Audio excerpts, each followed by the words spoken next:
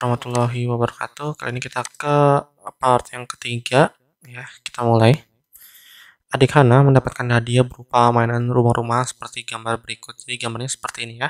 Maka mainan tersebut volumenya adalah titik-titik. Oke. Di sini kita lihat ya bahwa nanti ada yang namanya limas gitu ya. Nah, berarti panjang balok. Oke, panjang balok itu kan dia 34 ya. Ini panjang. Karena panjang 34 dan lebarnya itu adalah 15. Nah, sekarang tinggi baloknya berapa? Ya, 20 cm dan tinggi prisma itu adalah ya, dia 15 cm. Oke. Sekarang kenapa kita tahu bahwa tinggi prisma itu 15 ya? Nantinya di sini kalau kita lihat ya, tinggi prisma itu kan berdasarkan dari lebar si balok. Jadi, kalau kalian lihat nih ya, ini kan prisma nih bagian sini nih. Tingginya itu kan berdasarkan dari lebar si balok. Nah, selanjutnya panjang alas prisma itu 34 ya. Jadi panjang alasnya juga itu berdasarkan panjang dari si baloknya. Oke.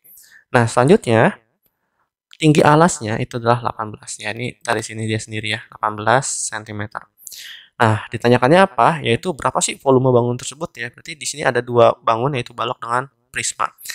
Nah, sekarang langkah yang pertama adalah menghitung volume prismanya. Rumusnya apa? Yaitu luas alas kali tinggi. Jadi, hampir semua volume itu adalah luas alas kali tinggi. Ya, itu udah hal yang lumrah kecuali kalau dia misalkan bola. Itu tentu berbeda ya. Nah, sekarang, untuk luas alasnya berhubung bentuknya adalah segitiga si prisma ini, maka setengah kali alas kali tinggi.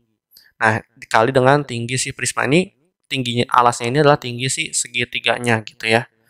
Oke, selanjutnya maka kita ubah terlebih dahulu ya yang awalnya cm ke meter. Nah, 1 cm kan 1 meter. Itu kita akan rubah artinya. Jadi 0,5 dikali 34 dikali 18 kali 15. Nah, ini kita lanjut lagi menjadi 306 cm kubik.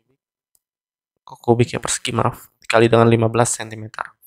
Nah, jadi sama dengan 5.590 cm kubik ya. Ini berhubung volume makanya kubik. Nah, selanjutnya langkah yang kedua itu menghitung volume balok. Nah, baloknya ini ya udah karena dia alasnya persegi panjang, maka panjang kali lebar. Nah, kali juga dengan tingginya. Jadi sama dengan 34 cm kali 15 cm kali 20 cm. Jadi sama dengan 10.200 cm kubik. Nah, dari sini kita udah tahu nih ya, volume prisma berapa, volume balok berapa. Maka kita pisahkan seperti ini. Lalu selanjutnya adalah menghitung volume mainannya. Jadi total keseluruhannya itu kita tambahkan saja. Jadi 4.590 tambah 10.200, maka hasilnya adalah 14.790. Jadi jawaban yang paling tepat adalah option yang A, gitu ya. Oke, kita lanjut lagi ke soal yang berikutnya. Di sini untuk menghitung data dari objek yang sedikit adalah dengan cara kecuali. Di sini sudah ketahuan ya. Nah, kalau penjelasannya seperti ini. Wawancara adalah teknik pengumpulan data melalui proses tanya jawab. Jadi, wawancara ini masuk ke teknik pengumpulan data melalui proses tanya jawab. Nah, sedangkan kuesioner ini teknik pengumpulan data dengan cara itu memberikan seperangkat pertanyaan atau pernyataan tertulis. Jadi, beda ya. Pertanyaan itu menggunakan tanda tanya, pernyataan itu dia sebuah kalimat.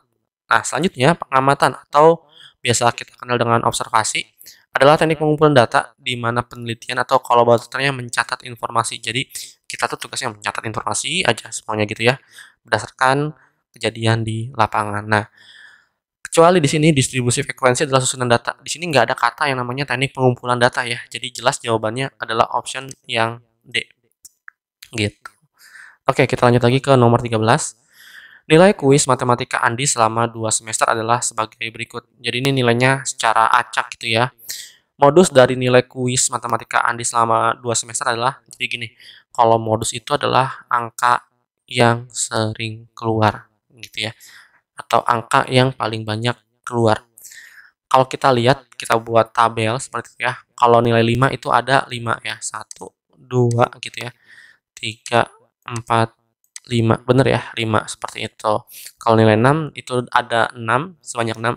Kalau nilai 7 ada sebanyak 7, kalau nilai 8 itu ada sebanyak 3, kalau nilai 9 itu ada sebanyak 4. Kalian bisa cek gini ya, coret 1, 2, 3, mana lagi yang 9, 4 gitu ya.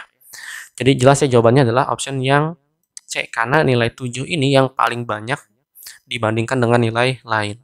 Selanjutnya, nomor 14, jangkauan antar kuartil dari data 12, 13, 14, 21, 22, 25, 24, 12, 14, 12, 11, 14, 15 adalah titik-titik. Jadi sini angkanya tidak berurutan. Nah, berbeda dengan modus. Kalau modus itu nggak usah berurutan juga nggak masalah. Dan juga main ya, itu nggak masalah. Nah, kalau antar kuartil, ini pertama-tama kita harus urutkan terlebih dahulu dari angka yang terkecil hingga terbesar. Jadi 11, 12, 12, 12, 13, 14, 14, 14, 15, 20, 21, 24, 25. Nah, berarti sih banyaknya gitu ya. Banyaknya angka itu adalah 13. Kalian bisa hitung. 11 itu 1, 1, 2, 3, 4, 5, 6, 7, 8, 9, 10, 11, 12, 13 ya. Nah, selanjutnya rumus jangkauan kuartil itu dengan disimbolkan dengan J, yaitu J sama dengan Q. Q itu berarti kayak kemarin ya, kuartil, di mana kuartil 3 itu biasanya di sebelah kanan dan kuartil 1 itu di sebelah kiri.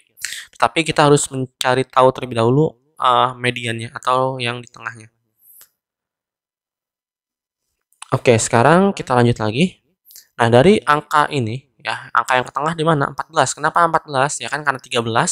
Maka kalau dibagi 2 itu kemungkinan angka 7-nya itu ada di tengah ya. Jadi 1, 2, 3, 4, 5, 6, 7. Begitu juga dengan ini 1, 2, 3, 4, 5, 6, 7. Jadi si 14 ini dari kiri 7 dan kanan juga 7. Makanya kenapa Q2-nya itu 14. Ini sebagai acuan kita ya. Nah, kita ke kanan dan ke kiri. Nah, sekarang kita fokus ke buat Q1-nya. Gimana cara buat Q1? Ya udah, tinggal 1, 2, 3, 4, 5 gitu ya. Nah, di sini ada 5 dan 6. Ya, 6 angka.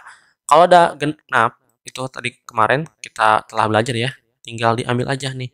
12 sama 12. Nah, maka itu menjadi Q1. Jadi Q1 sama dengan 12 tambah 12 dibagi dengan 2. Berhubung angkanya sama, kalian bisa langsung aja menuliskan menjadi Q1-nya itu 12 ya. Nah, sama juga seperti ini, maka kita akan ambil yang bagian sebelah kanannya. Dihitung 1, 2, 3, kanan 1, 2, 3. Jadi sama-sama 3 ya. Maka Q3-nya sama dengan 20 tambah 21 dibagi dengan 2. Nah, 2 ini itu udah ketetapannya. Maka Q3 sama dengan 42 per 2, jadi Q3 sama dengan 20,5. Tinggal dimasukkan ke rumusnya aja. Jadi J sama dengan 20,5 dikurang 12. Jadi J sama dengan 8,5. Jadi jelas ya jawaban option yang paling tepat adalah yang A. Kita lanjut lagi ke nomor 15. Berat rata-rata dari 21 batu bata adalah 24 kg. Ini bisa kita ketahui bahwa nantinya X1-nya itu adalah 24,2 dan N1-nya itu adalah 21. Sementara itu, berat rata-rata 29 batu itu adalah 23,6 kg, di mana X2-nya itu menjadi 23,6 dan N2-nya itu adalah 29. Nah, ditanyakan adalah berat rata-rata 50 batu gitu ya.